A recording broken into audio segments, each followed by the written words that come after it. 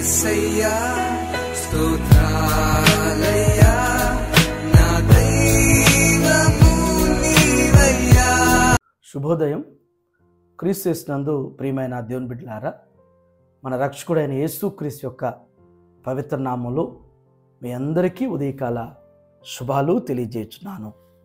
దేవుని యొక్క మహాకృపను బట్టి దేవుడు ఈ ఉదయకాల సమయంలో మనల్ని ఆరోగ్యంతో ఆయుష్తో జ్ఞాపకం చేసుకున్నందులకు దేవునికి మనం ఎంతగానో కృతజ్ఞతలు చెల్లించాల్సిన వారిగా ఉన్నాం.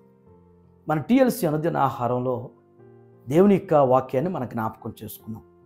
ద్వితీయోపదేశ కాండం 23వ అధ్యాయం 5వ వచనాన్ని మనం చదువుకుందాం. అయితే నీ దేవుడని యెహోవా బిలాము మాట వినకుండానట్లును నీ దేవుడని యెహోవా నిన్ను ప్రేమించిన గనుక నీ దేవుడని యెహోవా నీ నిమిత్తము ఆ శాపమును ఆశీర్వాదముగా చేసెను. దేవుని బిడ్డలారా, ఉదయకాల సమయంలో రెండు శ్రేష్టమైనటువంటి తలంపుల ద్వారా దేవుడు మనతో మాట్లాడుతున్నారు. మొదటి తలంపు ఏంటంటే, నీ దేవుడని యెహోవా నిన్ను ప్రేమించెను.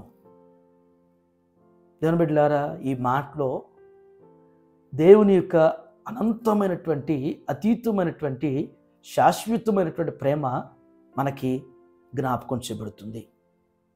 చాలామంది ఈ భూమి మీద జీవించున్నటువంటి వారిలో ప్రేమను నోచుకున్నటువంటి వారు ఉంటూ ఉంటారు.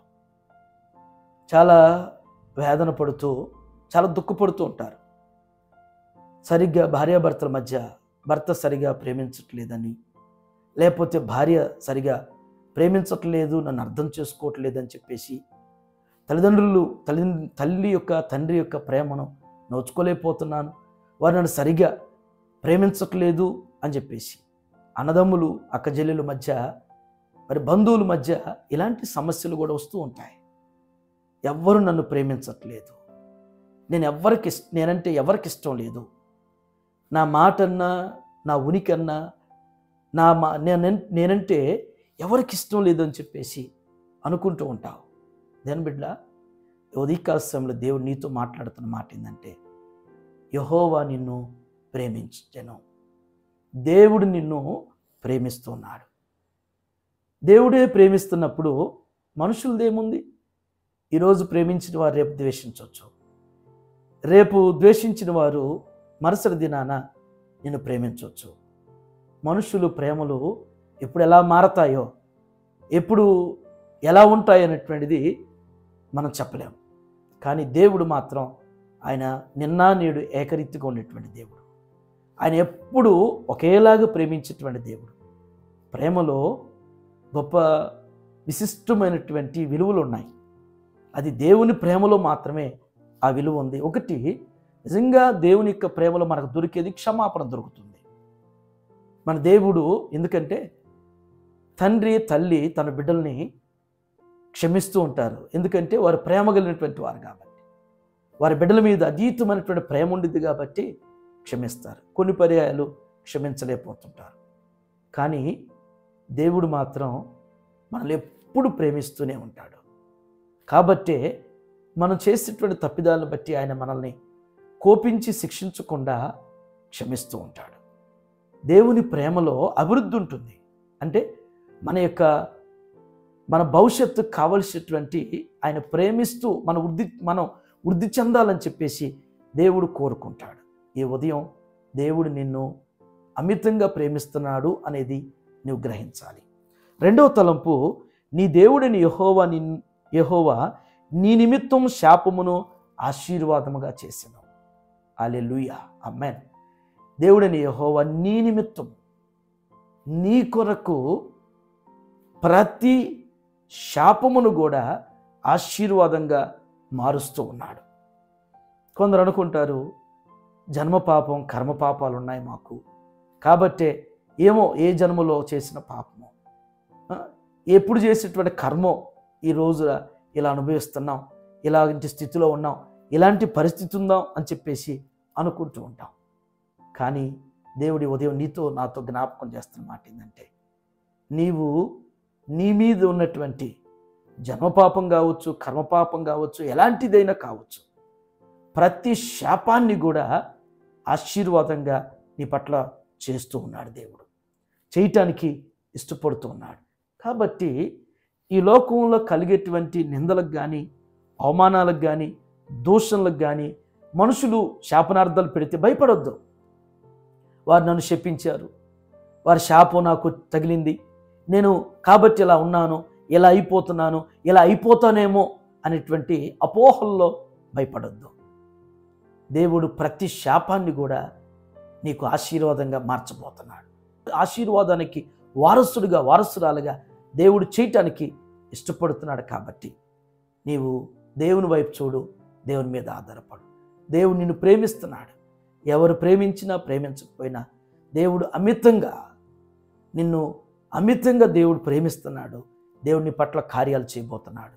ప్రతి శాపాన్ని కూడా ఆశీర్వాదంగా మార్చడానికి ఆయన ఇష్టపడ్డాడు. కాబట్టి ఆయన ఆ విధంగా చేయటానికి నీ ఎడల ఒక ఉద్దేశం కలిగి ఉన్నాడు అనేటువంటి ఆ నమ్మికతో ఈ నూతన సంవత్సరంలో ముందుకు సాగుదాం. అటు రీతిగా పరిశుద్ధాత్మ దేవుడు మనందరి పక్షాన దేవుడు కార్యం చేస్తూ బలపరచునుగాక. ఆమేన్. ఈ దినం జన్మదినం జరుపుకున్నటువంటి మన సంఘంలో పెద్దవారు మరి శ్యామ్ కుమారి గారికి జన్మదిన శుభాకాంక్షలు తెలియజేస్తున్నాను. దేవుడు సామెతల గ్రంథం 9:11 ప్రకారం నా వలన నీకు దీర్ఘాయువును, నీవు జీవించు సంవత్సరాలు అధికమవుతాయని సెలవిచ్చేట్లుగా వారికి మంచి ఆరోగ్యాన్ని, ఆయుష్ను అనుగ్రహిస్తూ దేవుని పరిచర్యలో వారిని ఇంకెక్కువగా దేవుడు బలపరుస్తూ నడిపించునుగాక. అలాగే భరత్ తనకు కూడా జన్మదిన శుభాకాంక్షలు తెలియజేస్తున్నాను. 65:11 ప్రకారం దేవుడు మరి భరత్ చంద్రను దేవుడు తన దయా కిరీటం కింద తను దీవిస్తూ ఉన్నతమైనటువంటి భవిష్యత్తు కొరకు దేవుడు భరత్ చంద్రను దేవుడు వృద్ధిపరచునుగాక. ఆమేన్. దీవించావే సమృద్ధిగా, నీ సాక్షిగా కొనసాగమని,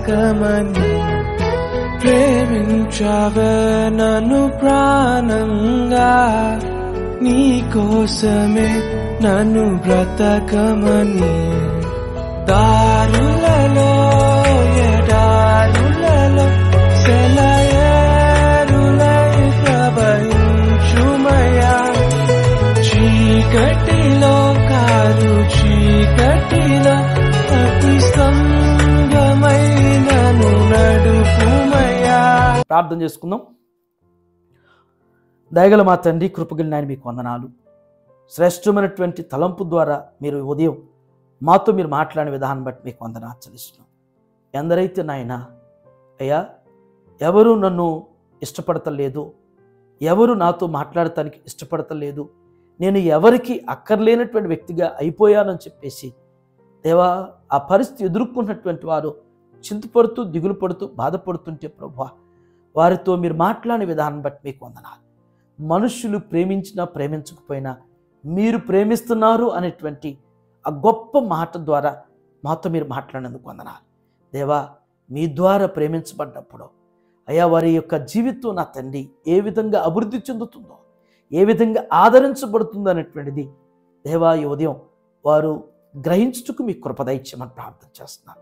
దేవా ప్రతి శాపాన్ని కూడా మా కొరకు ఆశీర్వాదంగా మలిచినందుకు వందనాలు చెల్లిస్తున్నాం. ఈ ఉదయం నాయన దేవా నీ బిడ్డలు దేవా ఏ నిందల చేత, ఏ నిట్టూర్పుల చేత నాయన, ఏ భయాలతో, ఏ బాధతో నాయన, ఎవరి యొక్క దేవ మరి శాపనార్థాలు మాకు తగులుతాయని చెప్పేసి అపోహలతో, ఆందోళనతో నిరుత్సాహపడుతున్నారు వారందరికీ నాయన వారి ప్రతి శాపాన్ని కూడా విరిచి నాయన ఆశీర్వాదంగా వారికి అనుగ్రహించినందుకు వందనాలు చెల్లిస్తున్నాను. ఈ దినం జన్మదినం జరుపుకున్నటువంటి శ్యామ్ కుమారి గారిని మీరు దీవించండి. వారికి మంచి ఆరోగ్యాన్ని, ఆయుష్ను అనుగ్రహిస్తూ బలపరచండి.